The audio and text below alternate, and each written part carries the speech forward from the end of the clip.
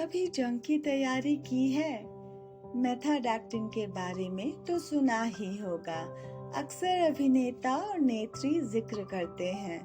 अरे अरे, राजनैतिक नहीं, फिल्मी दुनिया की, जैसे कंगना, खेर और कुमार साहब कि कैसे दे लॉक देमसेल्व्स अप और लीन हो जाते हैं नए किरदार को समझने और अपनाने में। बस कुछ ऐसा ही हाल मेरा था।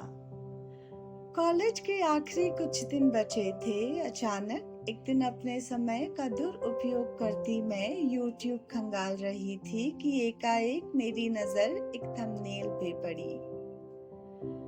कुछ चीजें जो हमें इस महान देश में पैदा होने से विरासत में मिलती है, उनमें से एक संघ लोक सेवा आयोग माने यूपीएससी की परीक्षा उत्तीर्ण कर आईएएस बनने का सपना होता है।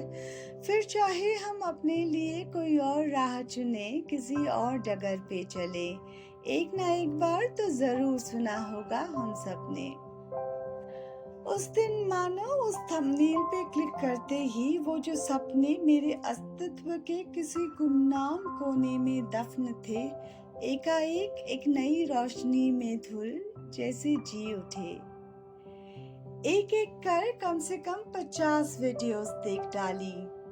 How to complete Laxmikanth in 7 days, ancient history in 6 days, 4-month strategy, toppers talk इत्यादि। मेरे दिशाहीन व्याकुल जीवन को जैसे अंततः लक्ष्य मिल गया हो। एक जिम्मेदार एस्पिरेंट की तरह मैं भी चल पड़ी भीड़ चाल में, जिलेदार बुक शॉप को तलाशती ओल्ड राजेंद्र नगर की गलियों में। मानो कोई मेला सा लगा था, बिजली की तारों का जाल ऐसा कि सुपरमैन भी उलझ कर रह जाए। छोटे बड़े होर्डिंग्स के बीच किताबों और टेस्ट सीरीज का एक महासागर सा था।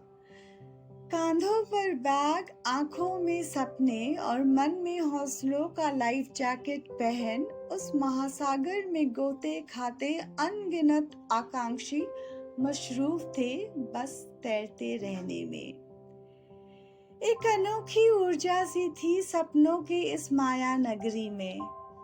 तैरना तो नहीं आता, पर गाड़ी का दरवाजा खोल मैं भी कूद पड़ी उस महासागर में।